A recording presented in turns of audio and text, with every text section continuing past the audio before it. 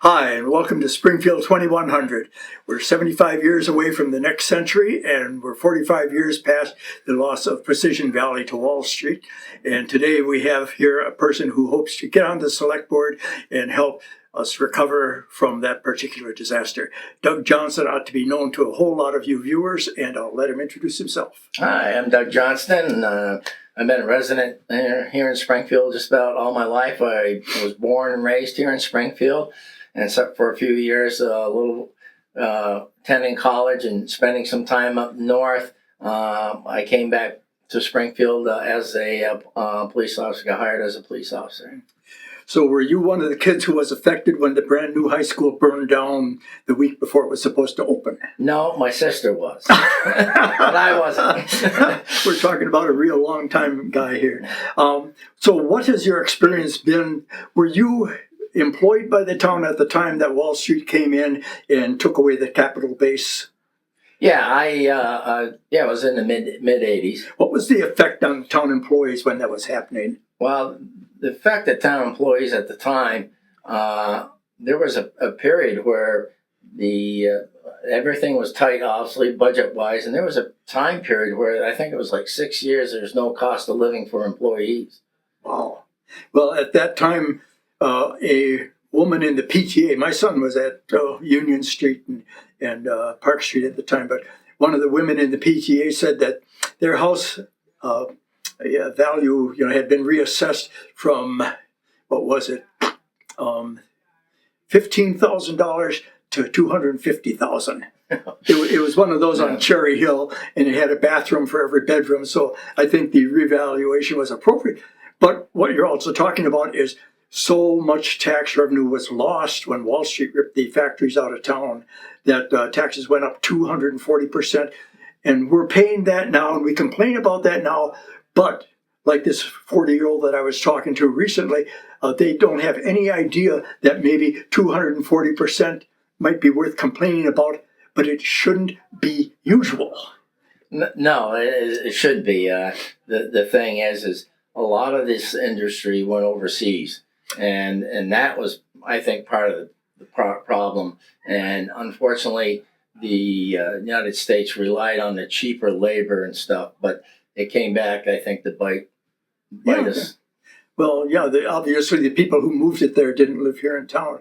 But this ties in with what we're talking about today, which there are three big things Springfield Select Board is looking at. One of them is the land ordinance development. And you've had some knowledge about that. What do you feel the Select Board can possibly do as far as revising Act 250 and ordinance here in town for development of industries? I believe just recently, Act 250 legislation allowed for several different levels, allow you to develop without going through the full Act 50 process on certain things. And I think it was housing, it was like 50 units or below, they allowed you to do with going through the town, I believe it was. On that process. Uh-huh. And I guess you could go through anything above that. I guess you could go through the full Act 250.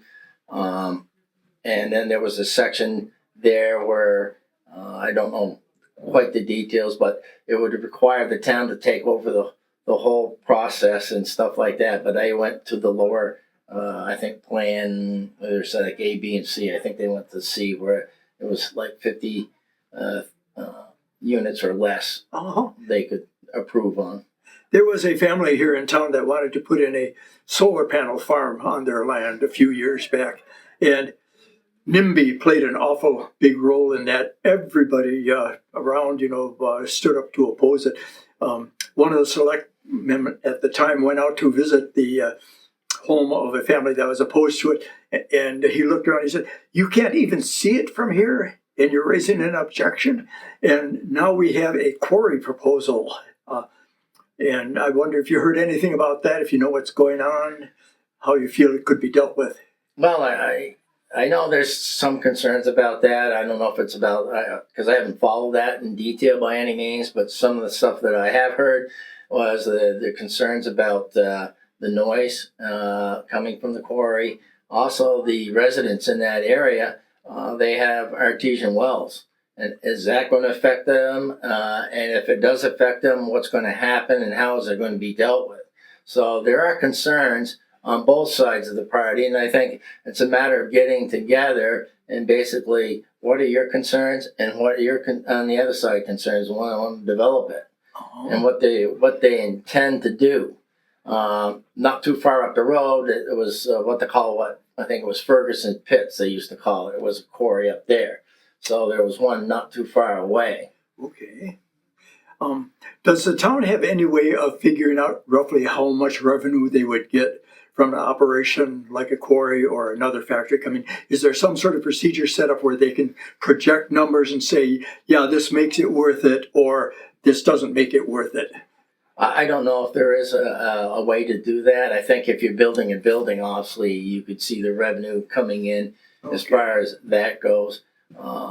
It sounds like maybe I'll have to ask Bob Flint that question. Yeah, I mean, he'd be better The development educated to tell you on that. Yeah. Wow. Okay. Another one is that they're talking about is the possible move of the town hall and the Parks and Rec department from their present locations in order to facilitate the Bricks building, the old Park Street School building, in order to better facilitate the development of that as a capital gains or capital asset for Springfield. Yeah, we've talked about that. I'm on the long-term planning committee, and I was on the budget advisory committee in Springfield. So what issues came up when you were looking at it as pros and cons as far as moving either one of those? Why would it have to be done? Why shouldn't it be done? Well, I think you got to explore that. I think what they need to do is they need to evaluate the town hall. They need to evaluate the Parks and Rec department buildings and stuff like that to see what kind of funding is going to needed to build them up as far as bring them up to standards the way they should. And is it cheaper to go the route of Parks Street School, moving stuff up there? Because I think you're looking at the senior center up there. You're looking at Parks and Rec, and the town offices there. Oh. So is it feasible for the town to do that? Well, I know one time about 10 years ago, I suggested to the seniors, you could move up to Park Street School, a lot more space up there. And they said, we don't want to go. Well, I think that we checked with the director of Parks and Rec. Yeah. Had that person in and talked to him. And a lot of people, what we didn't understand, and we were hesitant about the seniors moving up into that area. And the reason why is because of the high rise and 80 Main Street. Both those are kind of centrally located in between them. And we thought there was a lot of participants from those buildings. Oh, and, really? And we were surprised that a lot of participants in the senior center drive to that location. So far as parking and stuff like that, obviously parking is not the greatest down by the community house, where it would be a lot better at Park Street School. Well, maybe the seniors are changing their mind then, but or maybe if you suggested to it instead of me, that. Yeah. I was on an energy committee that Hallie Whitcomb formed years ago before the town established its own energy committee on the recommendation of that group. But we looked into the heating and cooling requirements down at the town office and found out it was not quite as bad as the library, which is particularly bad. But it seems to me that the town offices, well, it used to be the town hall, and the shop owners just said, oh, the town hall is now unused, let's make it the town offices. And nobody had to pay attention to how much oil it was going to take to heat or cool the place. And now with that energy problem that we have, the group that I was in found that, this is really a nightmare, but they're doing the best they can.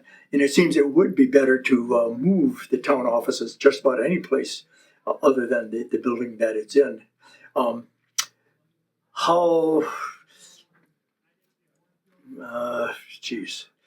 now I forget where I was going with that. I suppose it's a question of how much would it save the town to move both the senior center, Parks and Rec, and the town offices to someplace that's more energy efficient. Yeah, you got to compare the cost and see what the long-term effect is going to be in either place, and try to judge it from there. And if it's more cost-effective to move up to the Park Street School location, then that should be recommended. Geez. It's one of those things that you'll have to deal with if you get elected. Yeah, No question about it. Okay. The development of the old Parks and Wilson factory. Can you give us the story on that? The thing that I'm aware of is they're still going through the process of evaluating hazmat situation, and to see if at some point they're going to have a structural engineer come in, take a look at it to see if it's feasible to save it or tear the thing down and start over. Wow. Have there been any interim reports yet, or? No, I think that to get an update on that, probably Bob Flint would be the one to be talking to on that, because he's got his hands into that, and so he knows the more up to date. Unfortunately, these things, it's a slow process to evaluate something like that. Yeah. And unfortunately, in Springfield back then, there weren't the environmental regulations that are in effect now, which could have probably prevented the hazmat situations in our factories. Well, if they'd only invented environmental regulations back around 1840, we wouldn't have a Superfund site here. We wouldn't have the old J&L site sitting, waiting for the next step in remediation. We'd have the Tunerville Trail extended up to Springweather, that sort of thing. But, yeah, and when you consider that, it was like 5 years ago, Bob Forgeis came up with 13 words that he got into a bill up in the legislature that allowed the town of Springfield to set the pace for remediation at the J&L site. And that was like 4 or 5 years ago. And it's going along, but it's so slow. It's like watching paint dry. Well, that's it. And then also the funding, whatever you got to have a program, the remediation plan, I should say, program or plan, and steps you're going to take, and then it's got to get approved. There's a lot to that process, and it is slow, and it's also costly. Yeah. Well, you mentioned you're on 2 committees that are dealing with the possible move of town offices and so forth. And maybe you could describe what happens when your committee says, let's try this, and somebody says, oops, we have to clear it through, Well, the committee is only a recommendation. You can only recommend the select board to have to make that decision or expand upon that process. I don't know whether that process would go to the voters to vote on, or whether the select board can make that decision. So you said you're in long-range planning? Mm-hmm. That's one of the committees? Yes. Okay, so give me an example of a long-range plan that you guys have, Well, part of it is what we've been talking about. It's Okay. the Park Street School and that type of thing, and getting industry in here. That's the key to this. Is we got to look at housing, when we also got to look at economic development as far as getting new businesses in here. Oh. As you know, Springfield had, with the machine tool industry, Springfield had all its eggs in one basket. We should learn from that, and what we should learn from that is we need to diversify and get different types of industries in there. What is going to be good for Springfield's future? Where is it going to go? That's one thing we need to look at. What sort of things do you think would attract either businesses or entrepreneurs, or for that matter, new families to Springfield? What sort of things do you think Springfield could offer or is offering? Well, some of it's going to be technological aspect of things. The technology, that's where the future is, I think, some of the future. And expand upon that. Okay. At one point, actually, Springfield had the fastest broadband in the state. I have an in-law in Seattle who thinks, oh, you have that now. Well, that's nothing. Well, 15 years ago, that was something, and it might have attracted businesses here. That I don't know, but that certainly would be an example of technology. And we do have bricks, but I don't know who that appeals to. When I think of attracting people to Springfield, I think of people who are worried about earthquakes, they're worried about flash floods, they're worried about forest fires, they're worried about what is it, not carbon monoxide, they're worried about ozone, and they come from California because it's not drought. They come from Florida because it's not that hot.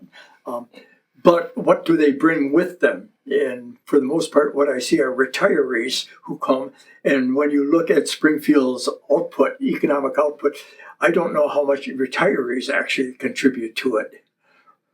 Well, no, I mean, I guess Springfield, because I lived here almost all my life, so it's home for me. Mm-hmm. But I don't know why the other ones would come here. Yeah. Because I tell you, the taxes they're high, but you're going to get that with a 24/7 service oriented town, and unless we do one or two things, you either reduce those services and it costs less, or you grow the grand list, and that's the thing that I like to see is to grow the grand list. Yeah. Well, Wall Street did the reverse favor for us in that. I took a look at the numbers once and figured out that not Wall Street, but Precision Valley's payroll was in the vicinity, in the good years, it was about $116 million. Okay. This year, or last year, Springfield's payroll for people who were working in jobs, okay, in the town or out of town, but they were living here, $81 million. Now, $116 million back in 1980 is the equivalent of $640 million today. And if you don't think $640 million would be a real shot in the arm for Springfield, so if you're looking at increasing the grand list, either to get back what we lost from Wall Street, we have to get 5,800 new families in here. Mm-hmm. God save us from that.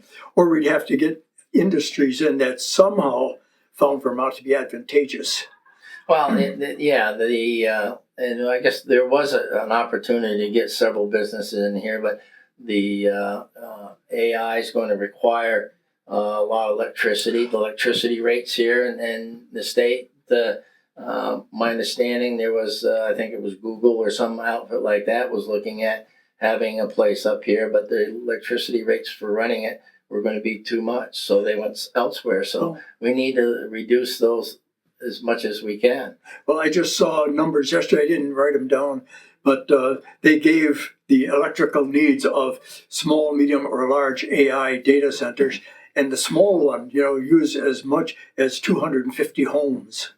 So either, the rates go up for everybody, or you wind up having to build another hub or buy more electricity from Quebec Hydro Quebec. There's a way around that. I mean, we have enough land. Obviously, you go up towards the industrial park. There's land. It's not available right now, but maybe it could be. Whereas with this new investments coming into the United States, why aren't we aggressively going after them?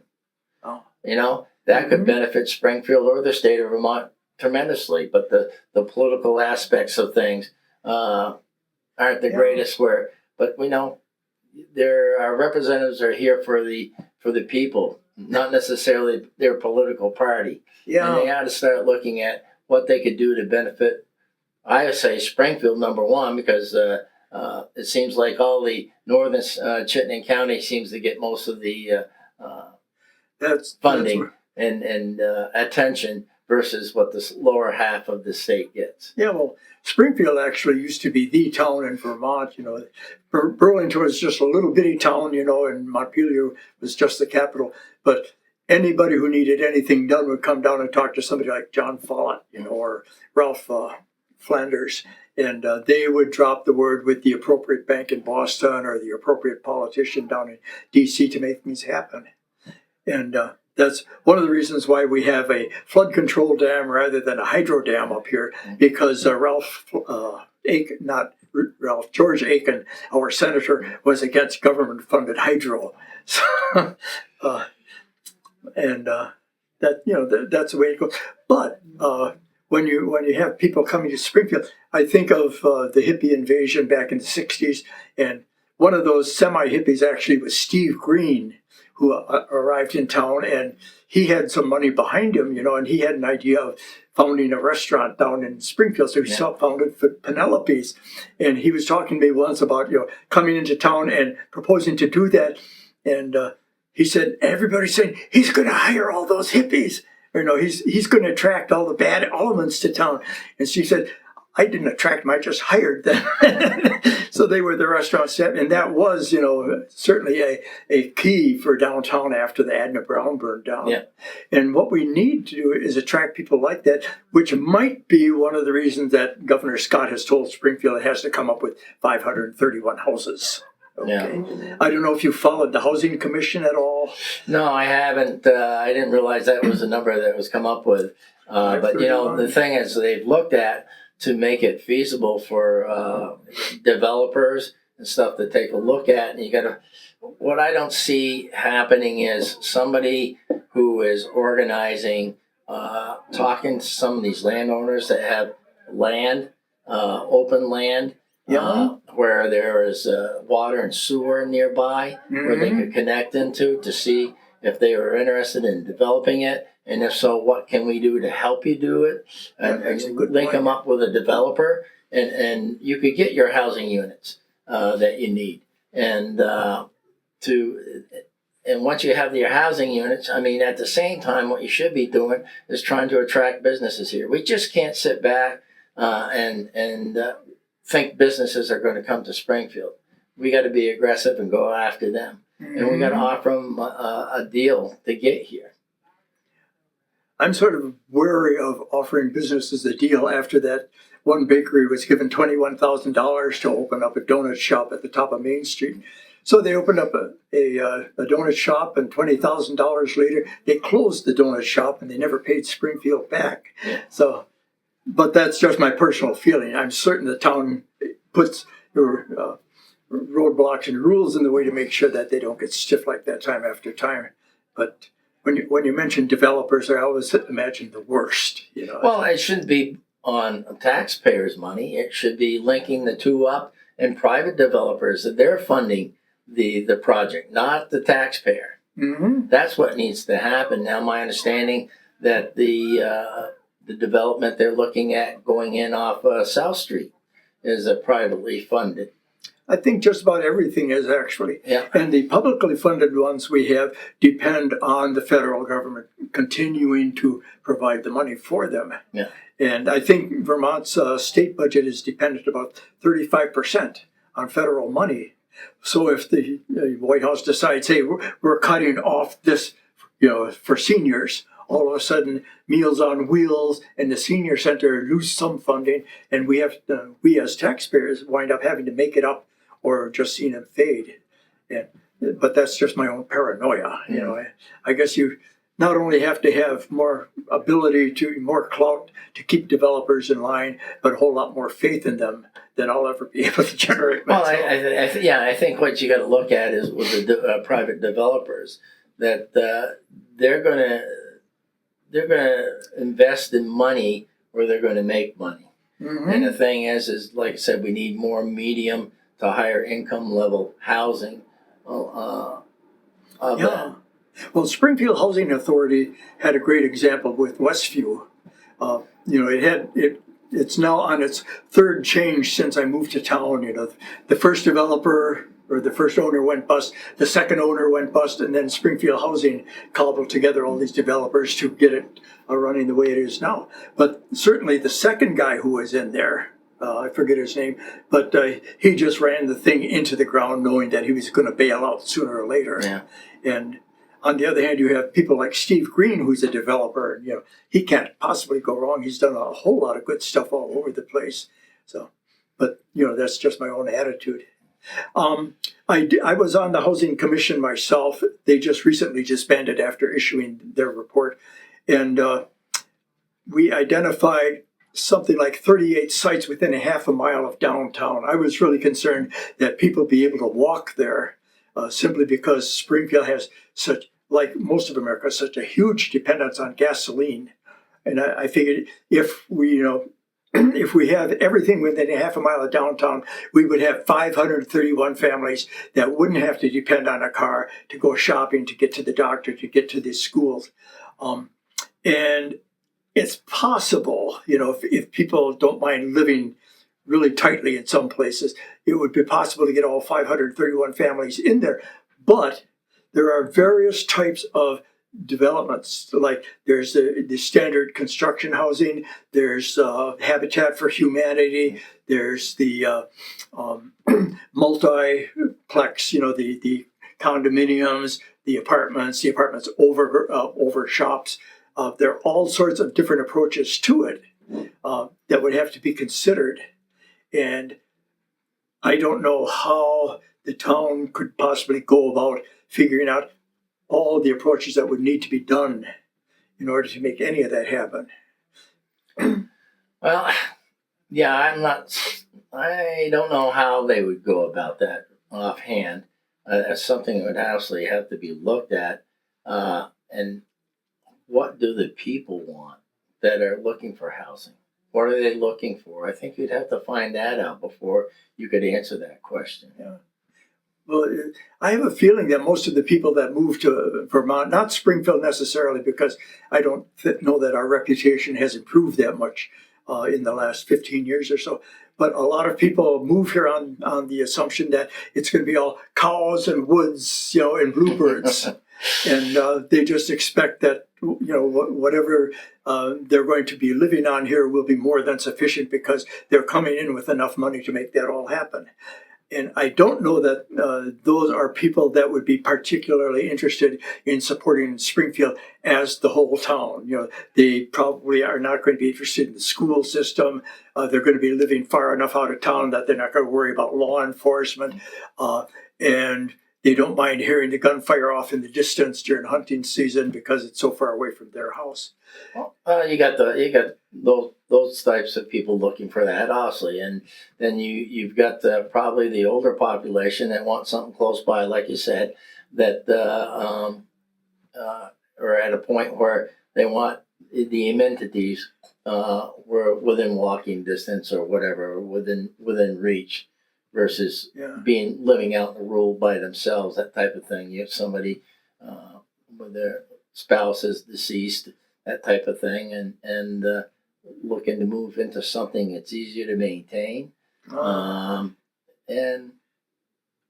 something that has a parking space in it. Yeah.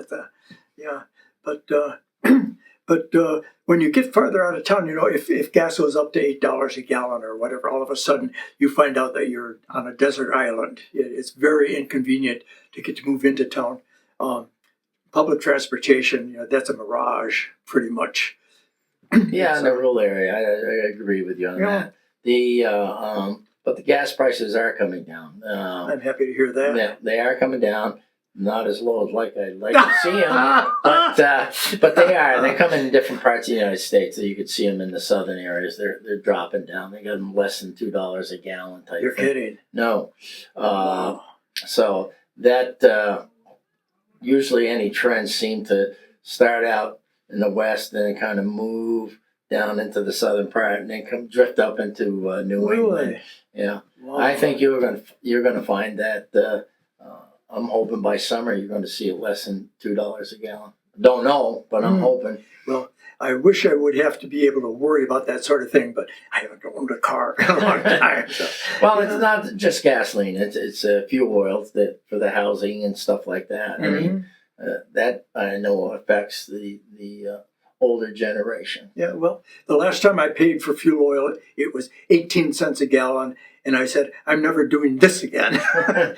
That's when I learned about firewood. So. Well, I do a combination of things. I get solar panels, I have heat pumps, and I have insert wood burning fireplace.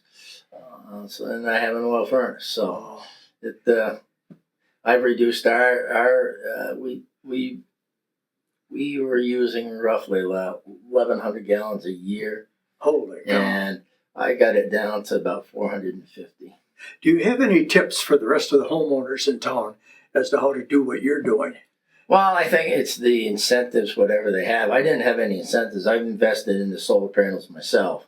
and purchased them, and it makes a difference on the electrical bill. Wow. And so That's got to be a lot of money up front, though. it is. It's a good chunk of change, depending, and of course things always are going up. And then Jeez. you know, with the heat pumps and stuff, it has got to it works with the solar and the heat pumps. So Mm-hmm.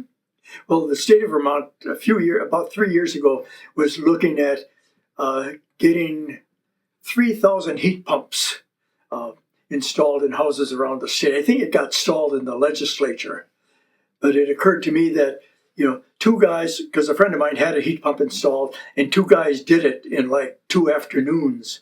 And if you had two guys doing that, for 50 weeks a year, you would get like 30% of all the heat pumps wanted in the state installed in just 1 year. But the money wasn't there. well, you got to look at too what is the cost of fuel oil versus electricity, and the BTUs you generate from either one to make it what's more cost effective. Obviously, it may be more cost effective if the oil prices, heating oil goes down, lower price. It may not be as it may be cheaper than having solar and heat pumps. I don't know. Jeez. Well, to get back to the town issues, do you have any recommendations as far as policing goes, or do you see any areas that need further attention in law enforcement here in town? Well, I've been out of it for so long.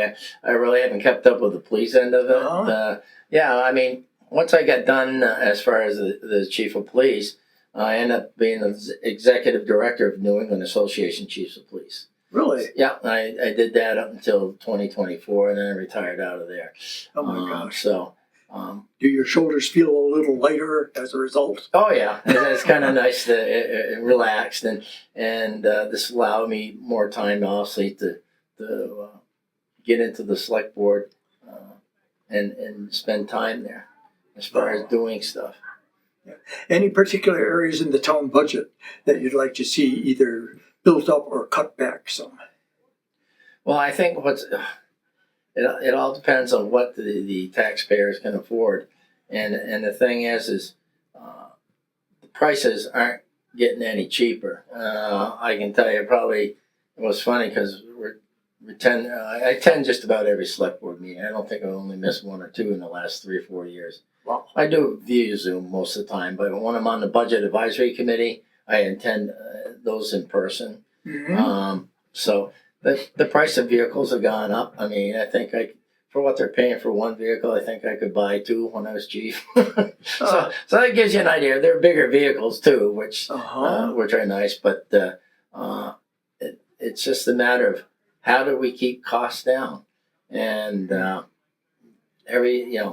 equipment for the highway garage that has gone sky high. Honestly. Really? Yeah. Oh my gosh. They're looking at leasing. They're leasing some of the stuff. Like the highway department's going to lease a 10-wheel dump truck. It's leased to own. And after 5 years, it will be paid off. And then I think it's warranties last for 7 years on it. So it's a new concept of things, but that's one way to try to keep their fleet up. Because otherwise they're having trucks, 10, 12 years old that they start to put a lot of money into. Wow.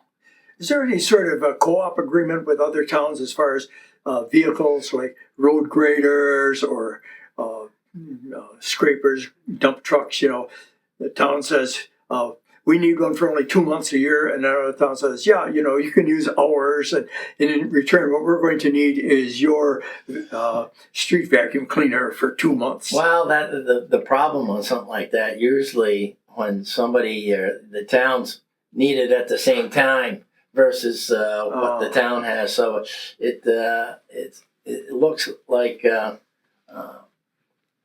it's not going to work out. I kind of mentioned that on the specialty equipment, like you said, the back system that does the drainage ditches and or drainage lines that come out in the town. the culverts and that type of thing. If we combined with Chester would need it at the same time. So that's Wow. that's the problem with that aspect of things. Do you see anything coming down the road for water and sewer? Like, I know we've overbuilt like 30% for water in the town, so we could handle extra industry or extra homes. But we have had, various bad news reports about 100-year-old sewer pipes and water pipes collapsing and needing to be replaced. Do you know of anything along those lines that's going to be a real problem in the next few years? Well, I think they're planning for the water and sewer lines, and I don't know if it's this season, that they may start construction from River Street up to the plaza. I know there's going to be a time period, I think it's in 2027, that they're looking at doing the middle of town, and that's going to create some issues. Wow. Once again, there's the money thing. Where's it going to come from? Well, part of it's going to be grants. I think they divided it up into 3 different projects, and I know some of the projects that they've got, they're going to be like $13 million, but about approximately half of that is going to be a grant from the state. Oh, that's good. So it's something that's needed to be done, and unfortunately it's been neglected over the years. Honestly, if we could have done this 20 years ago and been on top of it then it'd be a lot cheaper to do.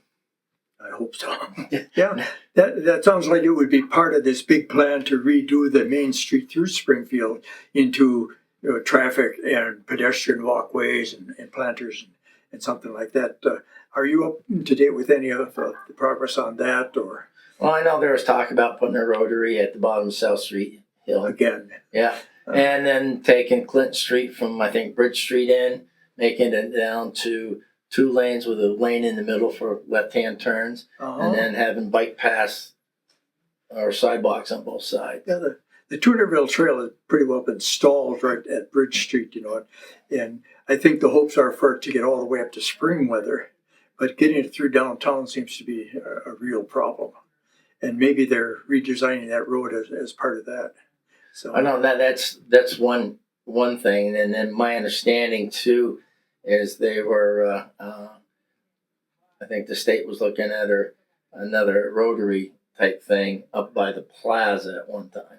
I don't know if they're still looking at that and how practical something like that would be. Well, I hope it works out. Jeez. Do you have any thoughts on the school system, even though that's totally outside your bailiwick? Well, I think we got to look at it's going to have to come from the state. How do you reduce the taxes for the school, and how do you increase the academics where the grades are going up? And I'm not saying I have an answer to that by any means. Well, it's not going to be your job. No, but the state is looking at trying to get the taxes for school reduced. So I think they're talking about possibly regionalization, that type of thing, cutting down the number of districts. I think there's like 50, I don't know the exact number, but about 50 school districts or whatever.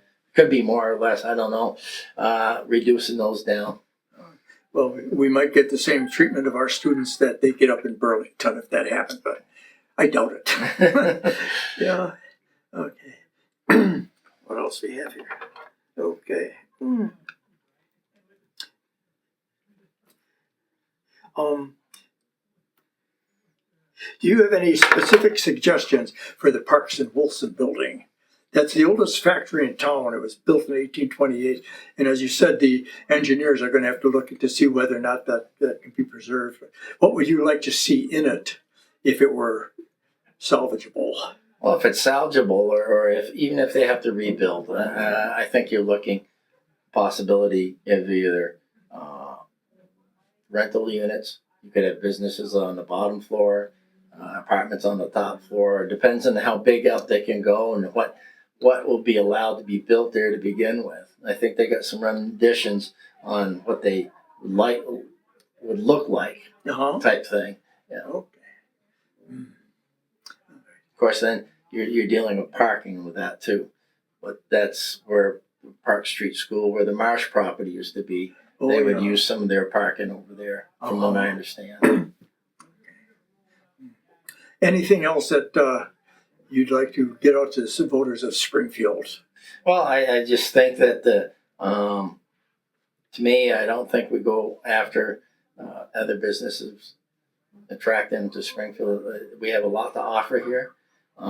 We don't market it well enough. I think Springfield 802 was marketing Springfield and has had some interest in people visiting their website, which I think is great. We need to go out to different areas, advertising in the cities and stuff. We have a lot to offer for families that would like to come up here and get away from the hustle and bustle of Boston. For more than Hartford. 2 weeks. Yeah. Yeah. That type of thing. And that's what I would like to see, reaching out more. I mean, like I said, with this AI, they're building generators. They're going to allow them to build their own generation plant for electricity next to it. Oh my gosh. So that, if we could do that would attract businesses, I think, or be able to do that. I think we missed out many years ago with not Wheeler-Brader, but the can't think of the name. Are you talking about the hydro plants on the Connecticut? No, I'm talking. They were looking at biomass plant. Yeah. That's what if we had something like that, I think it had a lot to offer. And wow. And I think the only sad thing was that 6 people made that decision, and I think it should have gone to the voters. You made me think of the 5 hydro plants on the Connecticut that were up for sale when Jim Douglas was governor, and he passed on it. And like after he got out of office and was interviewed, about his term, somebody asked him about the hydro plants, and he said, "We really dropped the ball on that one. We would have had our own Hydro Quebec, Yeah. And AI would have no trouble moving in here with that, but that's the way it goes." Jeez. I guess that's about everything then, Doug. You have, was there anything that I missed here? Well, let's see, because I wrote some things down. I think we got to look at different things here too. We got to look at the highway garage, new highway garage, or a different one. Oh, I never thought about that. Yeah, the highway garage, the town hall, parks and rec. These are things that we have to look at in the future to see what is, do we need to rebuild or improve what we got, renovate what we have, that type of thing. I think that goes in the process that that we're looking at with the town hall and the parks and rec going to Park Street. Well, that's well in the old Yankee tradition of use it up, wear it out, make it do. You take what's there and put it to a new purpose rather than just bulldoze it and throw up something else. Yeah, it's a great system. No, I think there's a lot of potential here in town that we just don't market it properly. Maybe we don't recognize it yet. Well, the thing is there's a lot of, like I said, bringing a family up here in this type of environment is good. You're for the most part, you don't have the violent crime like you do in the cities, that type of thing. Yeah. So I mean, it's a lot to offer, I think. I'm happy to hear that. Okay. Thanks a lot for coming. Yeah. There you are. Okay, we've been talking with Doug Johnston, one of the candidates for the Selectboard, a Springfield native, and best of luck to you, Doug. Okay, thank you. Thanks for having me. To order copies of this program, please call 802-885-6248.